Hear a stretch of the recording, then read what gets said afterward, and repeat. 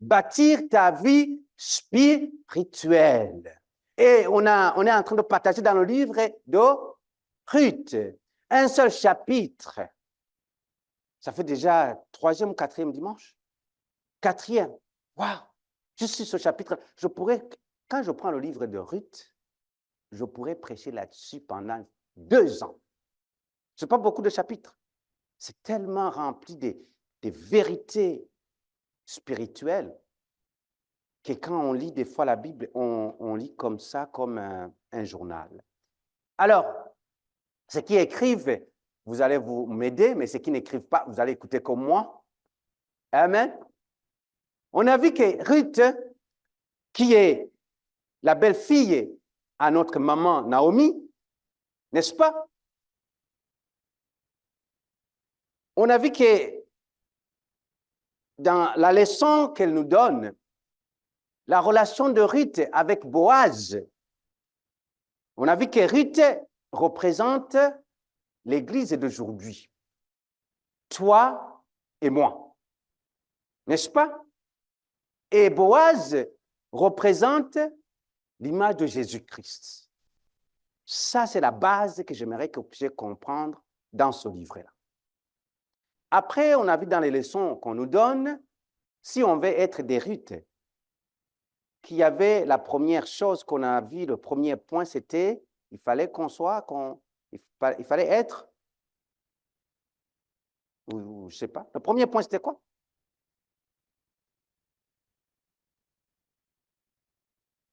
Il fallait, voilà, c'est dans ce verset-là 3 où se retrouvent quasiment la plupart des points, les 3 premiers points, sinon. Il dit, lave-toi. Donc, la première chose qu'on a vu, il fallait se laver. Se nettoyer. OK, si vous êtes en train de me donner le doute, alors je vais vous le donner. Moi, ici, je les garde toujours, mes notes, je les ai ici. Il y avait 5 points. Ça, c'est le sous-point. OK? Il fallait qu'on soit fraîchement nettoyé. Amen? Fraîchement nettoyé ou purifié. OK? Premier point. Deuxième point, il fallait qu'on soit oint. Il dit, oint-toi. Et on a vu que nous, notre onction, ça vient du Saint-Esprit. Troisième point qu'on a vu, il fallait qu'on soit bien vêtu. Il dit, remets tes habits. Bien vêtu. Amen. On a vu que quand Ruth devait se présenter dans la présence de Boaz, Naomi lui a dit, remets tes habits. Mais Ruth n'était pas nue. C'est parce que Ruth avait des habits des champs. Elle avait des habits de veuve. Elle avait les habits de son passé. Amen. Alors, on a vu que c'était un message pour nous d'enlever les habits du passé, notre manteau du passé. Car la Bible dit que quand nous venons à Jésus-Christ, nous sommes des nouvelles créatures. Les choses sont anciennes, toute chose est devenue. Le 4e point qu'on a vu dimanche passé, Naomi dit à Ruth, sois pleinement engagé. On a parlé sur l'engagement. Waouh! Waouh! Aujourd'hui, nous allons parler du dernier point. Je vais vous demander de vous tenir debout, si ça ne vous dérange pas.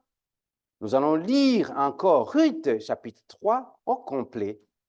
C'est un livre qui se lit bien, c'est une histoire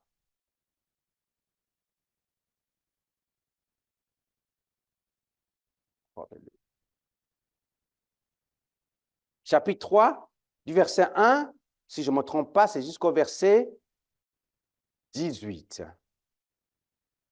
Amen.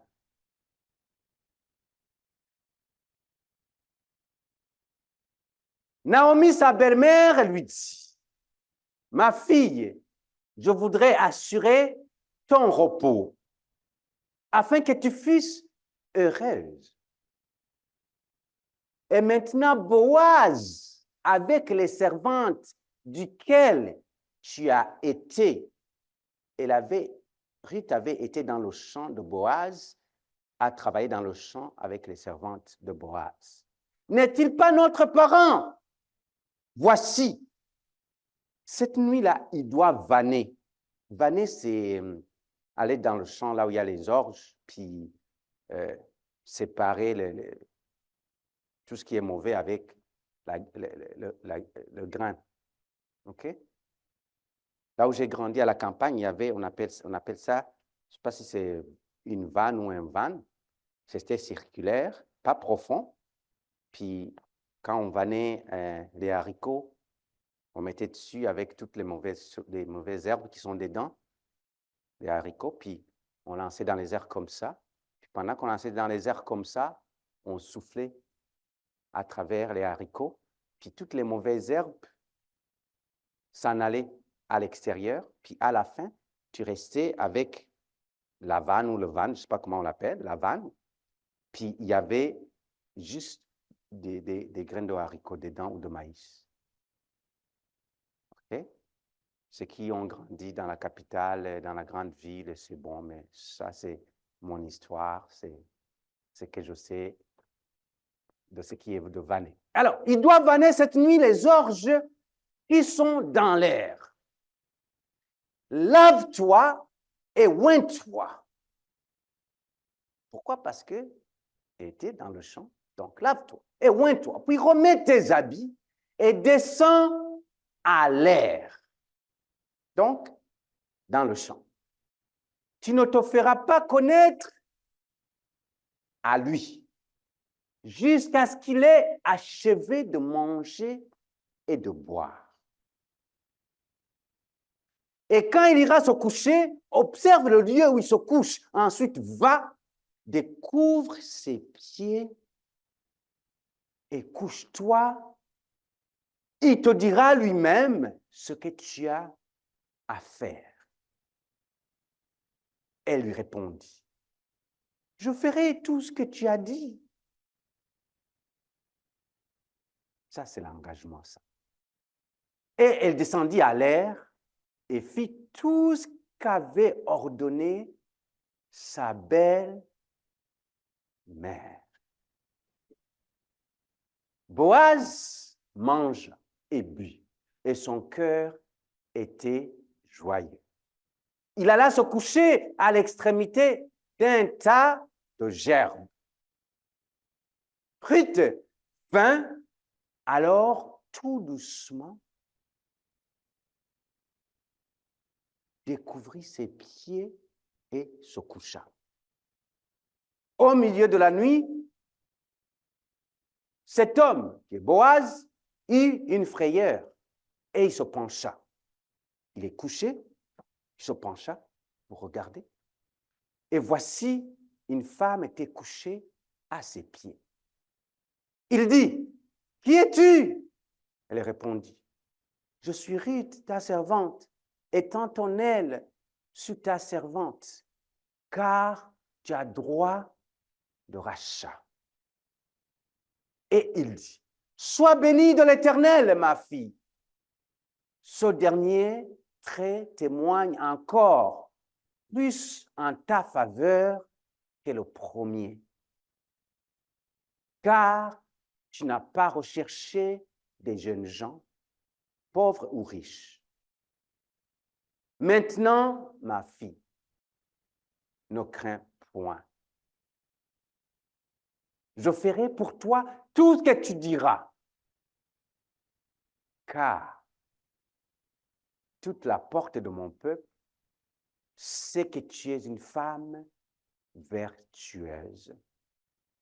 Il est bien vrai que j'ai droit de rachat, Mais il en existe un autre, plus proche que moi, passe ici la nuit, et demain, s'il veut user envers toi du droit de rachat, à la bonne heure qu'il le fasse. Mais s'il ne lui plaît pas d'en user envers toi, j'en userai moi. L'Éternel est vivant. Reste couché jusqu'au matin. Elle resta couchée à ses pieds jusqu'au matin. Et elle se leva avant qu'on puisse se reconnaître l'un l'autre. En d'autres termes, très tôt, pendant que il n'y a pas encore le jour, il n'y a pas encore le soleil. Boaz dit qu'on ne sache pas qu'une femme est rentrée dans l'air. Et il ajouta, donne le manteau qui est sur toi et tiens-le. Elle le tint et il mesura 6 mesures d'orge qu'il chargea sur elle, puis il rentra dans la ville. Ruth revint auprès de sa belle-mère, Naomi, et Naomi dit, « Et c'est toi ma fille ?» Ruth lui raconta tout ce que cet homme avait fait pour elle. Elle dit, « Et m'a donné ces 6 mesures d'orge en disant, « Tu ne retourneras pas à vide vers ta belle-mère. » Et Naomi dit, « Sois tranquille, ma fille, jusqu'à ce que tu saches comment finira la chose, car cet homme ne se donnera point de repos s'il n'est terminé cette affaire aujourd'hui même. » Tendre Père, merci pour ton amour infini. Nous sommes dans ta présence, car tu dis que là où il y a 2 ou 3 qui s'assemblent en ton nom, tu es au milieu d'eux.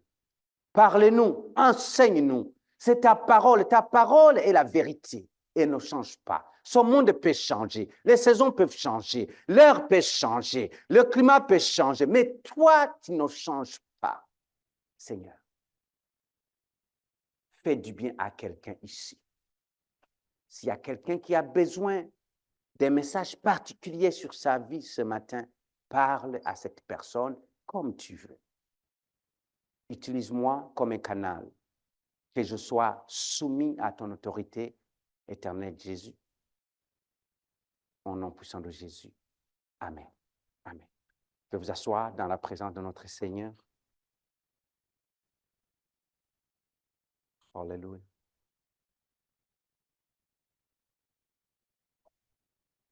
Ça serait difficile, mes frères et sœurs, de vous dire que, oui, on a lu tout ce chapitre, puis on est en train de parler des différents points, mais ça serait difficile de vous dire que si on finit aujourd'hui, qu'on aura fini ce texte. Ça serait très difficile, parce que ce texte renferme beaucoup d'informations qu'on ne peut pas juste parler comme ça puis dire on a fini ce texte. Je vous encourage d'aller lire l'histoire de Ruth. C'est une bonne histoire, si vous aimez les histoires. Allez lire l'histoire de Ruth. Mais pendant que vous allez lire, voir Ruth qui représente l'Église, et quand vous lisez Boaz, vous entendez Boaz, voir Boaz qui représente le Seigneur. Ça vous permet de comprendre le message théologique qui est caché dedans. Alors, le 6e point, ou le 5e point, excuse-moi, aujourd'hui, je vais vous parler d'être fidèlement conforme.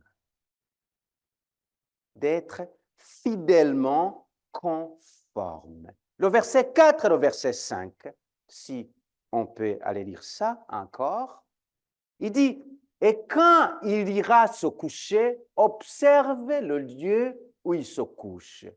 Ensuite, va, découvre ses pieds. » Ça, c'est Naomi qui parle. « Et couche-toi, il te dira lui-même ce que tu as à faire. » Ça, c'est Naomi qui parle à Ruth. Verset 5. Elle lui répondit. Ça, c'est Ruth qui répond maintenant. « Je ferai tout ce que tu as dit. » je ferai tout ce que tu as dit. Ruth, ici, elle est conforme. Elle accepte d'être conforme. Elle est prête à obéir. Alléluia. Elle est prête à obéir. Non seulement elle a écouté, elle est auditrice de la parole, elle a écouté la parole que Naomi lui a donnée, mais aussi c'est une exécutante de la parole.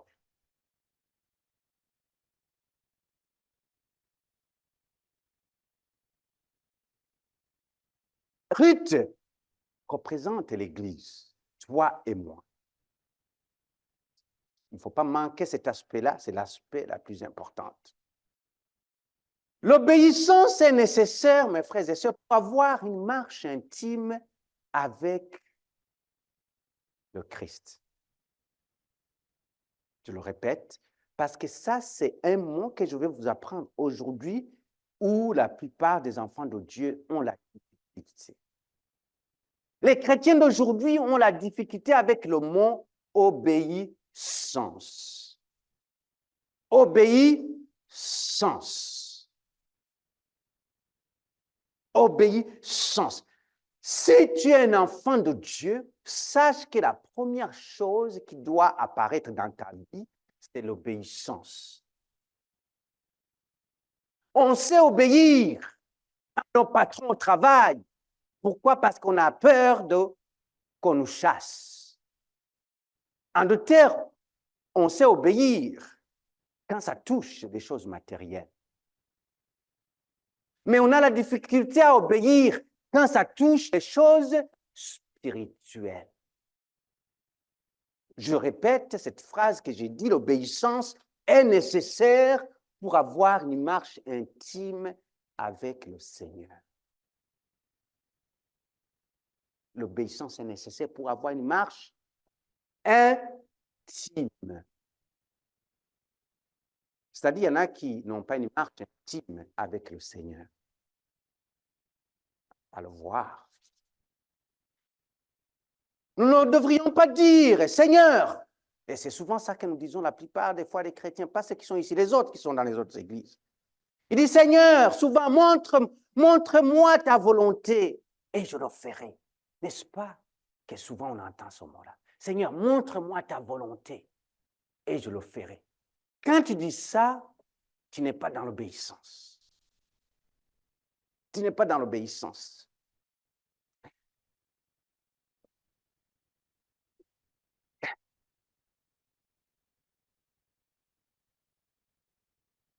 Normalement, tu dois prendre une décision et dire, Seigneur, je vais le faire avant qu'il te montre sa volonté. En d'autres termes, tu devais dire, Seigneur, peu importe ce que tu vas me montrer, ce que tu vas me dire, je vais le faire. Dieu ne doit pas d'abord te montrer sa volonté, puis toi, tu décides de le faire. Et c'est ça souvent le piège qui Satan nous tend. Seigneur, si tu veux vraiment que je travaille dans ta moisson, montre-le-moi, fais ceci, fais cela. Des fois, on demande les miracles d'Abraham, de Moïse. Hein? Moïse, Dieu lui a donné des signes, n'est-ce pas? Et des fois, on cherche à demander ces signes-là. Ça ne se fait pas. On est dans le Nouveau Testament, mes frères et sœurs. Réveillez-vous, on est dans le Nouveau. Ça, ce sont des signes de l'Ancien. Dans le Nouveau Testament, ce ne sont pas les œuvres qui vont nous convaincre que Dieu est avec nous, mais c'est le Saint-Esprit qui doit te convaincre que Dieu est là, est avec toi. Alléluia. Le Saint-Esprit te parle en toi, il y a une voix qui te parle, en toi, il y a une voix qui te dit, non, non, non, regarde, tu n'appartiens pas à ça, tu appartiens à cette place. Non, non, mais tu essaies de chercher que, tu ne sais pas qu'il envoie la flamme de feu pour que tu dises, OK, le Seigneur vient de me le montrer. Le Seigneur ne te l'enverra pas. Le Saint-Esprit est là, c'est lui qui va te parler. Tu sens que tu n'es pas à l'aise dans cette situation-là, tu dis, ça, c'est le Saint-Esprit qui me parle. Amen.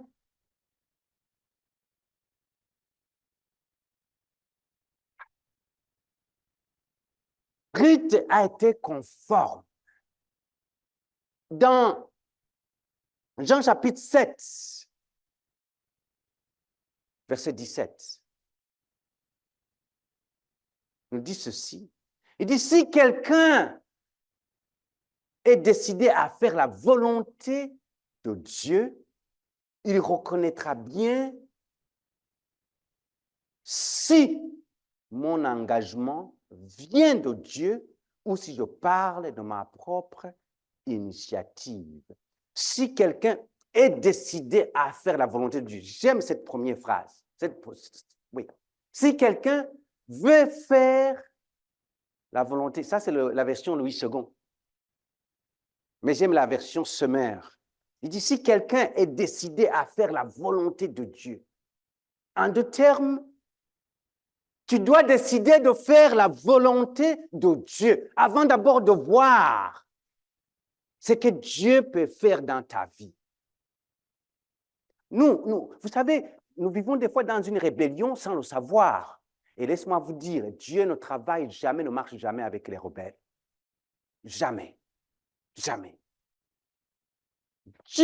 Tu dois dire, Seigneur, peu importe ce que ça va me coûter, peu importe l'énergie que ça va me coûter. Alléluia. Je suis là pour toi. Alléluia. Je suis là pour toi. L'Église, nous avons perdu ça. Nous avons perdu ça. Nous sommes devenus trop intelligents pour Dieu, pour suivre ce que Dieu nous demande de faire. Je suis en train de... Ici, là, je suis très sérieux.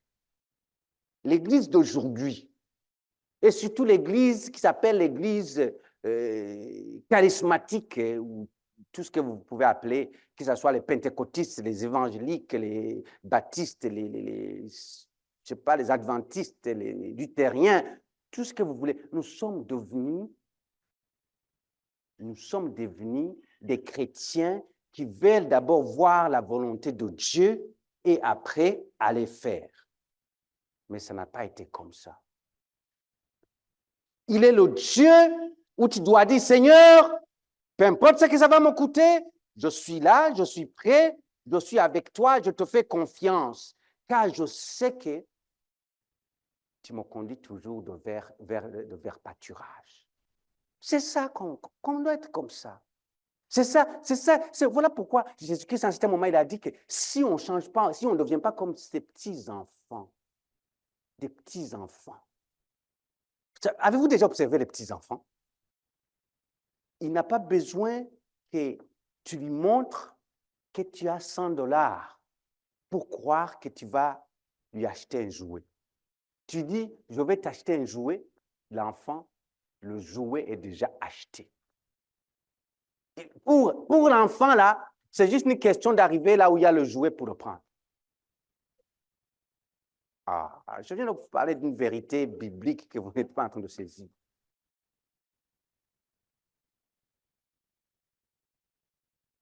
Mais tellement vous avez accumulé, vous avez eu des combats dans la vie, vous avez eu des déceptions dans la vie, vous êtes devenu très pessimiste, que tellement que... Non, Seigneur, montre-moi d'abord et je vais le faire. C'est comme ça qu'on est rendu l'Église. Sois fidèlement conforme. Quand tu te soumets à la volonté de Dieu, mon frère, ma soeur, Dieu va t'apprendre. Dieu va t'apprendre. Pensez-vous que Dieu va mentir? Non, il va t'apprendre. Dieu va voir ta foi, Dieu va te prendre par la main parce que Dieu a vu qu'il n'y a rien d'autre qui peut te conduire là où Dieu veut t'amener. Alors, il va te prendre la main et il va t'amener là où il veut t'amener. Mais la plupart d'entre nous, on est trop occupés au-dessus d'autres choses que Dieu, même s'il te prend la main, il risque de te déchirer parce que tu es attiré par autre chose. Si tu t'amènes là-bas, tu risques de... La vie nous a enlevé l'élément essentiel de notre croyance.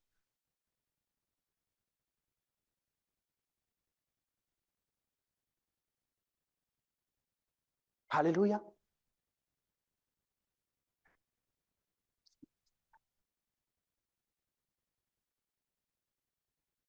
Dans Jean chapitre 14, verset 21, on va aller voir quelque chose.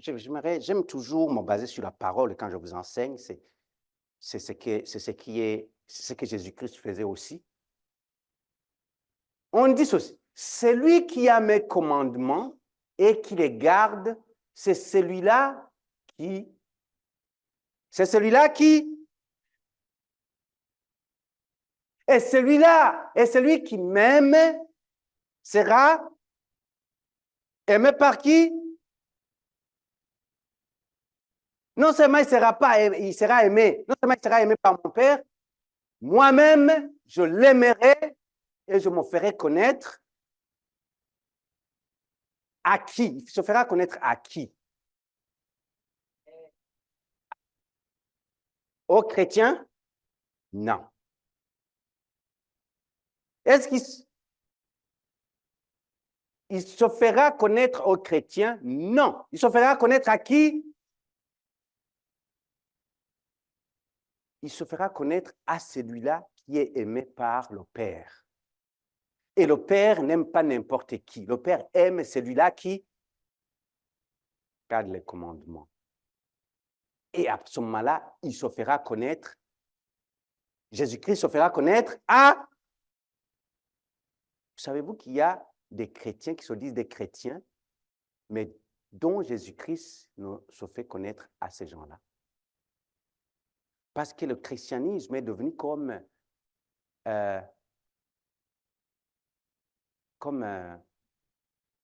ne dirais pas un mode de vie, mais comme quelque chose qui est à la page. La mode, voilà. Il est devenu comme la mode.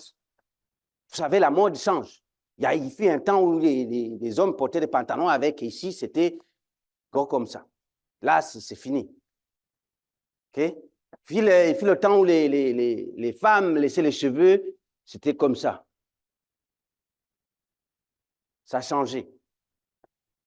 Mais le christianisme n'est pas la mode que c'est en 2000, peut-être en 2025 qu'on fait. Non, non, non, non. Il y a les bases qui sont là. On doit suivre qu'est-ce que Dieu nous demande de faire avant que Dieu puisse t'aimer.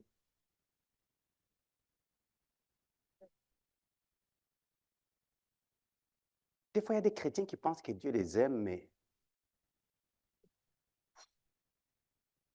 que Dieu nous aide. Il y a des chrétiens qui font le mal autour d'eux. Alléluia. Ici, je suis sûr qu'il y a des personnes ici que vous avez déjà expérimenté des mauvaises choses de la part des gens qui se disent des chrétiens. Pas des satanistes, qui se disent des chrétiens. La personne te fait du mal, la personne, jusqu'à ce que toi-même tu dis, mais c'est pas possible. Est-ce que la personne prie vraiment? On va à l'église, mais la personne prie quel Dieu? Pourquoi cette personne peut me faire autant de mal? Autant de mal. Quelqu'un qui... Oh. Et pourtant, dimanche, tu le vois aller à l'église. Peu importe l'église, je ne parle pas d'église, ça peut être l'église catholique, ça peut être... Mais alors que c'est la personne, dimanche, tu le vois, attends, tu oses aller à l'église là-bas avec tout ce que tu fais. Hein? J'en ai connu dans mon pays. Souvent, ils allaient à l'église catholique. Tu as vu qu'est-ce qu'ils ont fait le lendemain? Et puis dimanche, ils sont là à l'église, et puis c'est le moment de prendre la communion, et ils vont là, ils prennent la communion. J'avais envie de lui montrer les 5 ministères.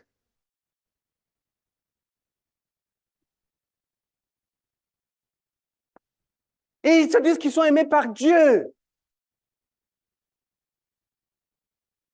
Ils sont aimés par Dieu.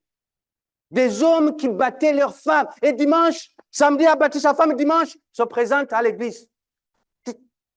Vous pouvez penser que Dieu aime cette personne-là. Un homme qui, dans sa maison, c'est le terroriste. Il arrive, les enfants, ils fuient. C'est incroyable parce que tout ce qui passe à côté de lui, il tape tout le monde.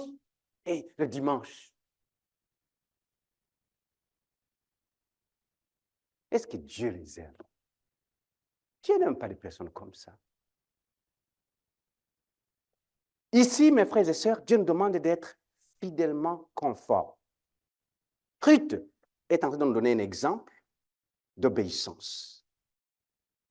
Vous savez, c'est l'un des plus grands textes de la Bible. Ce passage que nous venons de lire là, de Jean, chapitre 14, verset 21, c'est un des plus grands textes de la Bible que je respecte beaucoup, parce que ça renferme beaucoup d'informations. Ça nous montre, en d'autres termes, qu'il y a l'intimité avec Jésus-Christ, mais il y a aussi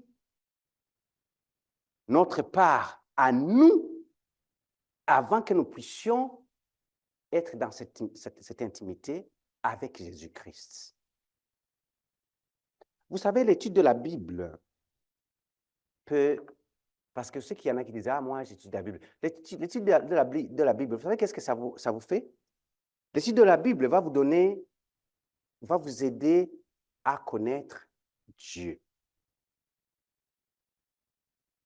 Non, je ne disais même pas. L'étude de la Bible va vous donner des connaissances sur Dieu. Voilà. L'étude de la Bible va vous donner des connaissances sur Dieu. Mais l'obéissance va t'aider à connaître Dieu. Ah, ça c'est bien dit. Ça c'est bien dit, je le répète. L'étude de la Bible va te donner des connaissances sur Dieu. Mais l'obéissance va te permettre de connaître Dieu. En d'autres termes, tu peux étudier la Bible et ne pas être sauvé. Il y en a qui étudient la Bible pour prouver que Dieu n'existe pas. Pensez-vous que c'est là, ils connaissent Dieu? Non. Et pourtant, ils vont faire des doctorats dans les études des religions pour prouver que Dieu n'existe pas. L'obéissance est très importante ici. Je vais vous amener dans Luc 6, chapitre 46. C'est-à-dire, pourquoi? Ah, j'aime ça. Pourquoi m'appelez-vous Seigneur, Seigneur, et ne faites-vous pas ce que je dis? Ça, c'est une phrase que Dieu va nous poser quand on va arriver au ciel. Ils ont dit, mais écoute, je te connais, mais tu as dit Seigneur, Seigneur, mais tu n'as pas fait ce que je disais. OK? Vous allez aller au ciel, mais vous aurez des erreurs que vous aurez commises sur la terre. Et à ce moment, Dieu vous dit, mais écoute, tu as dit Seigneur, Seigneur, Seigneur, mais tu n'as pas fait ce que je te disais. Mais aujourd'hui, il te demande, toi, là où tu dis Seigneur, à chaque fois, tu te mets à genoux pour prier. À chaque situation, tu dis non, je ne peux pas dormir sans prier. Je ne peux pas aller au travail sans prier. Je ne peux pas aller à l'école sans prier. Tu cherches à prier. Mais dis, tu ne fais pas ce que je dis. il y a une différence entre prier Dieu et faire ce que Dieu dit. Amen. Tous nous sommes prêts à prier. Pourquoi? Parce que la prière nous engage, certains d'entre vous, dans une communication émotionnelle avec Dieu. Malgré que ça ne devait pas être comme ça. Voilà des fois pourquoi nous allons devant Dieu, nous sommes en train de prier au Seigneur. Pardonne, pardonne, Seigneur. Qu'est-ce qu'il a fait, Seigneur? Seigneur, je me sens mal, Seigneur, parce qu'il m'a fait, oh Seigneur. Pardonne-le, Éternel. Dieu pardonne. Des fois, tu te mets à pleurer. C'est bon. C'est bon. Mais, est-ce que maintenant, après avoir prié, après avoir dit tout ce que tu as à dire, est-ce que maintenant tu peux faire ce que Dieu te dit de faire? Et ça, je ne vais pas lâcher ce point-là parce que c'est le rôle le plus important d'un enfant de Dieu, fidèlement, d'être fidèle dans l'obéissance.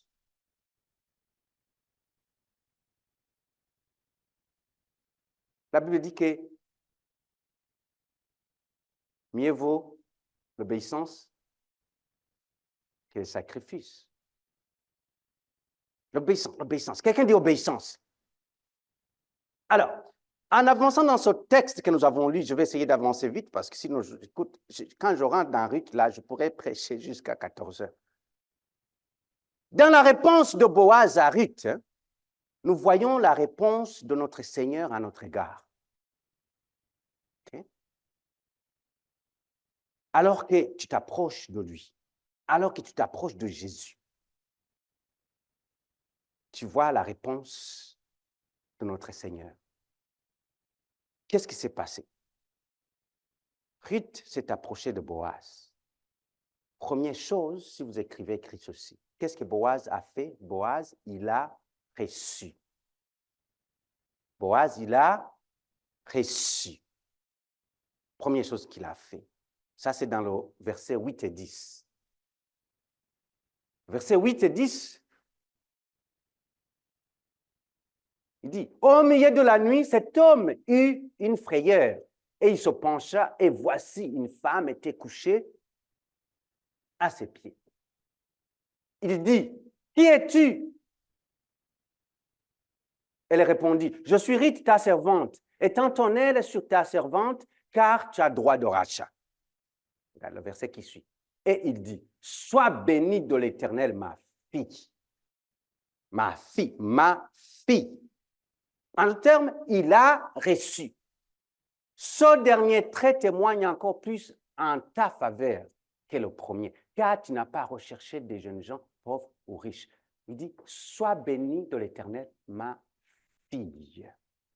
Il a reçu comme sa fille. Quand nous allons vers Jésus-Christ, la première chose qu'il fait, Jésus-Christ, il nous reçoit comme ses enfants, comme son fils, comme sa fille.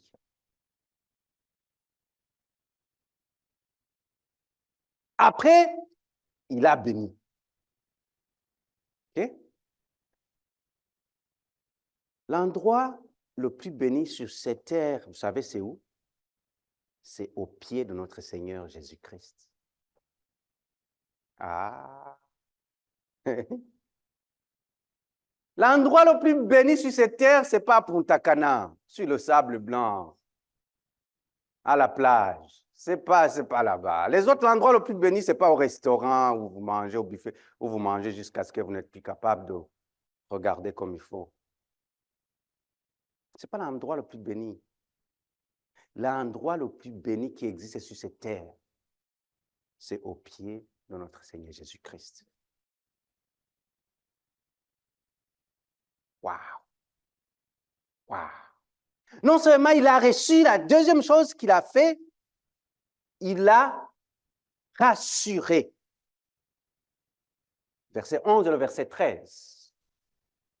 Je travaille ce texte un peu plus rapidement. Il dit, maintenant, ma fille, ne crains point. Qu'est-ce qu'il a dit? Non? Non? Je ferai pour toi tout ce que tu dis. Ouh là là là là là là là.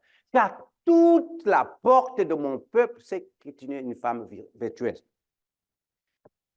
Il est bien vrai que j'ai le droit de rachat, mais il en existe un autre plus proche que moi. Passe ici la nuit, et demain, si je vais user envers toi du droit de rachat à la bonne heure, qu'il le fasse, mais s'il ne lui plaît pas d'en user envers toi, j'en userai moi-même, l'Éternel est vivant. Reste couché jusqu'au matin. Verset 11, verset 11, verset 11. Ne crains point. Ne crains point. Regarde quelqu'un à côté de toi, dis-lui, ne crains point. Je ne sais pas c'est quoi ta crainte, mais aujourd'hui, la bonne nouvelle que je vais te donner, ne crains point. Ne crains point. Je ne sais pas c'est quoi le dossier que tu as, mais ce que je te dis aujourd'hui, le Seigneur dit, ne crains point.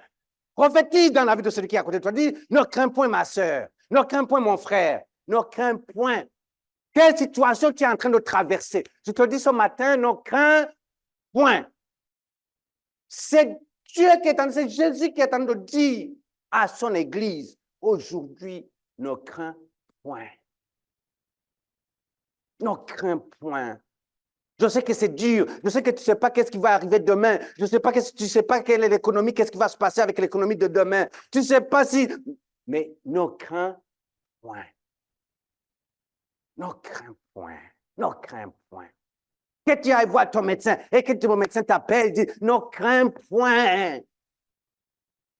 Ne crains point.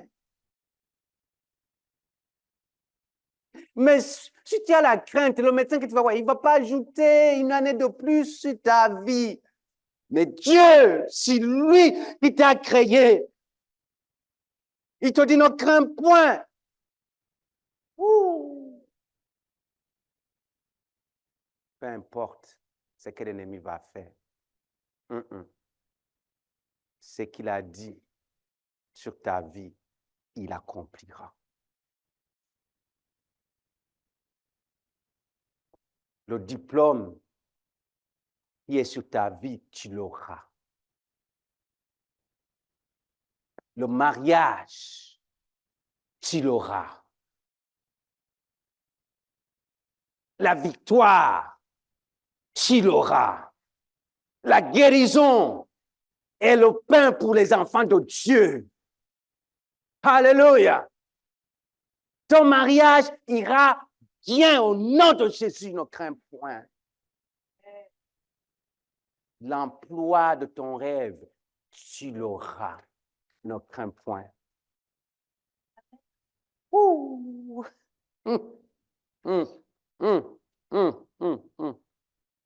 Est-ce que je peux vous en donner encore plus? Vous me donnez quelques minutes ou je vous laisse? Je vais vous donner le troisième point, sinon je ne vais pas finir. Quand je lis ce livre, ce chapitre, oh. Non seulement il a reçu, non seulement il a rassuré, mais la troisième chose qu'il a fait, regarde le verset 18.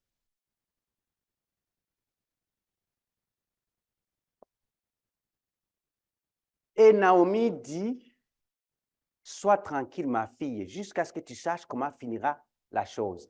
Car cet homme ne se donnera point de repos qu'il n'ait terminé cette affaire aujourd'hui.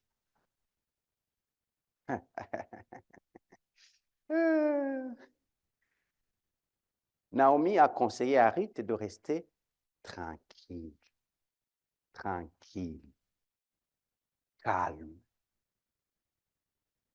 calme. Elle a fait sa part, sa part. Si j'avais quelques minutes, j'allais vous parler sur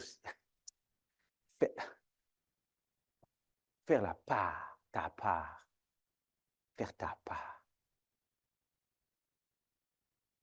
Naomi dit, sois calme, sois calme, sois calme. Tu as fait ta part.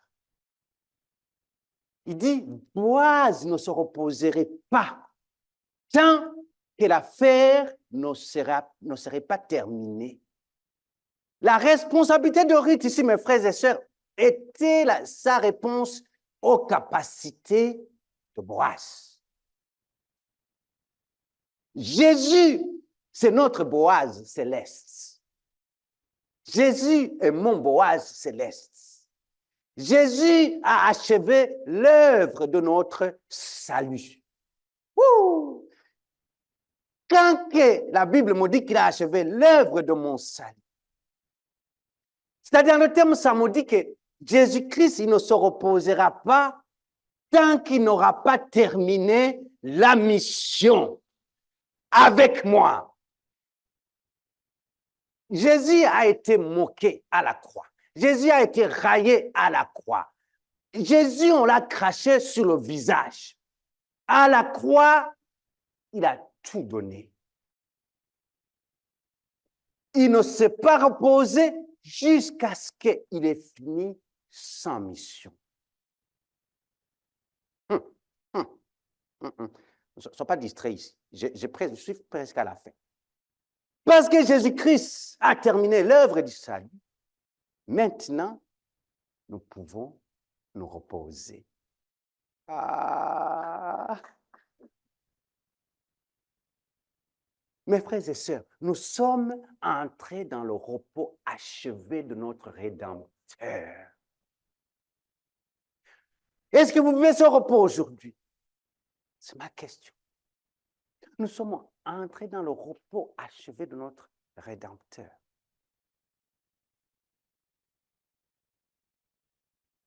Mais est-ce que tu vis ce repos aujourd'hui? C'est la question qui se pose à toi, à moi, à chacun d'entre nous. Est-ce que tu vis ce repos aujourd'hui? Tu ne peux pas vivre ce repos aujourd'hui si tu ne connais pas le Seigneur Jésus-Christ comme ton Seigneur et Sauveur. Alléluia. Si tu es ici, tu n'as pas encore reçu le Seigneur Jésus-Christ, c'est le moment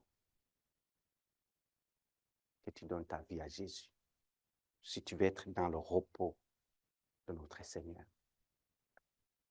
là où tu es, on va se tenir debout.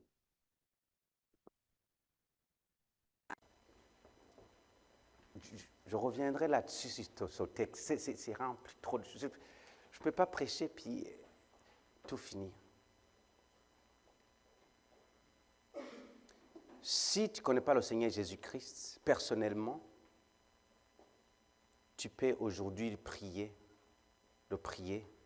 en lui demandant d'entrer dans ta vie. Si tu ne l'as pas encore fait, je te demande ce matin de l'invoquer aujourd'hui. Tourne-toi vers lui.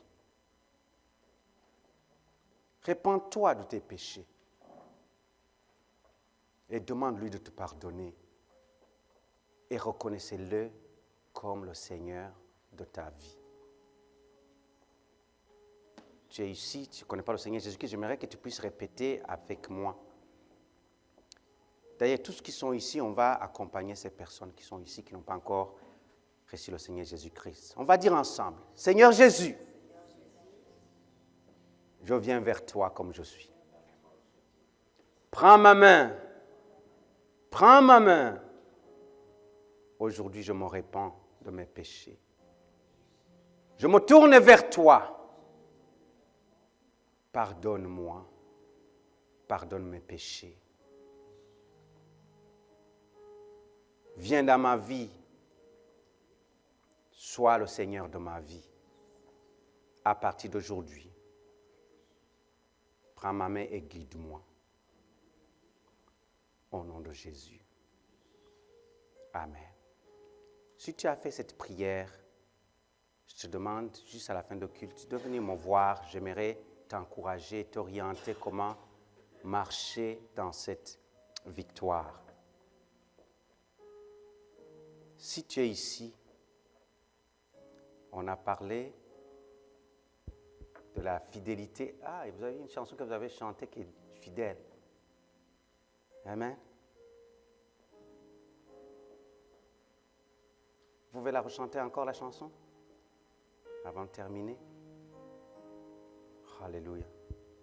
Tu es fidèle, Fidèle, fidèle, tu es fidèle, fidèle à jamais. Tu es fidèle,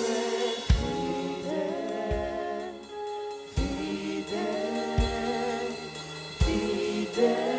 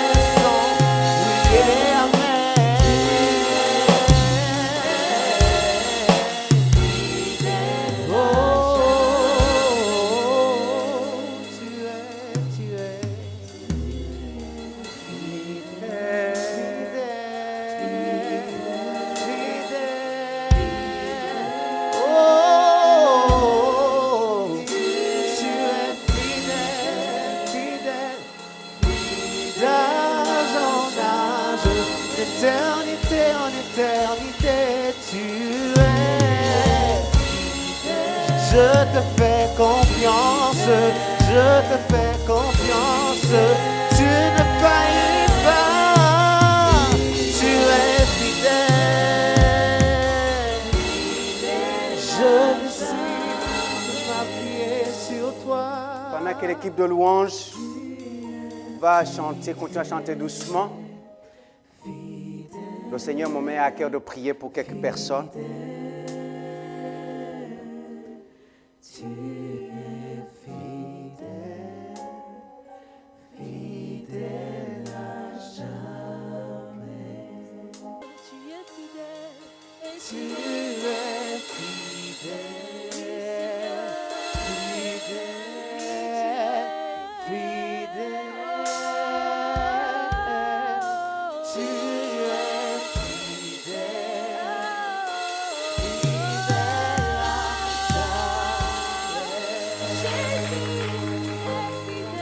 Alléluia. Désolé d'avoir dépassé le temps. Amen. Nous allons lever nos mains pour la bénédiction finale. S'il y a quelqu'un qui est ici qui est malade, pendant que tu lèves les mains, je vais déclarer la guérison sur ta vie. La guérison totale, la restauration totale. Tendre Père, nous te disons merci car nous sommes à la fin. Merci d'avoir été avec nous depuis le début, le commencement. Nous t'avons loué, nous t'avons adoré. Nous t'avons prié, éternel Dieu de gloire. Et Seigneur, tu nous as nourris, tu nous as parlé. Seigneur, que cette parole que nous avons reçue, éternel Dieu, sur la fidélité, l'obéissance. Éternel Dieu, que ça puisse être notre méditation de cette semaine. Seigneur, s'il y a quelqu'un qui avait la difficulté avec l'obéissance, Seigneur, que tu puisses l'amener dans cette, Seigneur, dimension où, éternel Dieu, il va être là pour faire ta volonté et où tu vas prendre plaisir, Seigneur, à ses pas. Seigneur, je prie pour toute personne qui était ici et dont le Saint-Esprit a parlé d'une façon ou d'une autre. Seigneur, que cette voix qui lui a parlé, éternel Dieu, puisse être la voie à suivre. S'il y a quelqu'un qui est ici qui est malade, je déclare la guérison. Au nom puissant de Jésus, passe tes maîtrises sur Jésus-Christ, je déclare que cette personne est guérie. Pas à moitié, mais restaurée complètement, que chaque cellule qui a été attaquée soit complètement restaurée. que ce soit le mal de dos, que ce soit les reins, que ce soit les intestins, que ce soit le cœur, que ce soit le diabète, que ce soit, peu importe la maladie, les maux de tête, la grippe, peu importe, au nom de Jésus, nous déclarons la guérison et nous le verrons s'accomplir. Laisse que l'amour du Père, la grâce et la paix de notre Seigneur Jésus-Christ et la communion du Saint-Esprit soit sur la vie de chacun. Au nom de Jésus. Amen. Amen. Amen. Bon dimanche. Que Dieu vous bénisse. Saluez-vous les uns les autres.